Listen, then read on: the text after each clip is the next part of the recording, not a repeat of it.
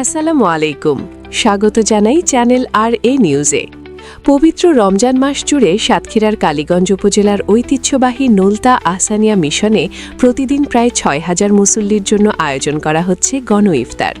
মহান আল্লাহর সন্তুষ্টি অর্জনের লক্ষ্যে টানা প্রায় ৯০ বছর ধরে চলে আসছে এই ব্যতিক্রমী মানবিক উদ্যোগ। বিস্তারিত থাকছে সাতক্ষীরা প্রতিনিধি আবু জাফরের রিপোর্টে।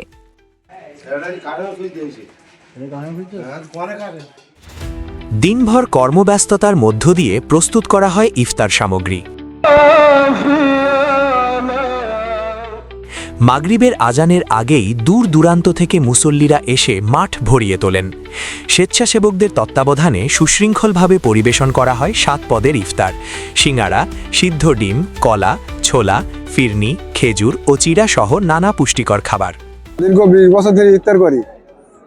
ভালো সুন্দর পরিবেশ, ৬ থেকে ৭,০০০ লোকের আয়োজন, কোনো ঝামেলা ঝক্কি গাঞ্জাম গোলযোগ হয় না।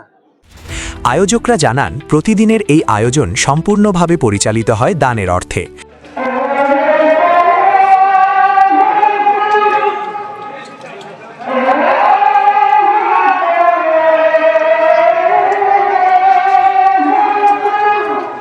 বর্তমানে প্রায় ৩০০ স্বেচ্ছাসেবক নিরলসভাবে এই কার্যক্রম পরিচালনা করছেন। নলতা কেন্দ্রীয় আহসানিয়া মিশন প্রতিষ্ঠিত ১৯৩৫ সালে। এই মিশনের মুখ্য উদ্দেশ্য স্রষ্টার ইবাদত এবং সৃষ্টির সেবা। এই সৃষ্টির সেবাকে সামনে রেখে এখানে আমাদের মুর্শিদ মাওলানা হযরত খান বাহাদুর আহসানুল্লাহ রহমাতুল্লাহ আলাইহি আনুমানিক ১৯৪১ সালে থেকে এই ইফতারির মজলিস প্রবর্তন করেন। ইবাদত ও মানব সেবার আদর্শ থেকে অনুপ্রাণিত হয়ে ১৯৩৫ সালে এই ইফতার মাহফিলের সূচনা করেন খান বাহাদুর আহসানুল্লাহ। ১৯৬৫ সালে তার ইন্তেকালের পরও ভক্ত ও অনুসারীরা নিষ্ঠার সঙ্গে এই মহতী আয়োজন অব্যাহত রেখেছেন। এই ছিল সাতক্ষীরা থেকে আমাদের আজকের প্রতিবেদন।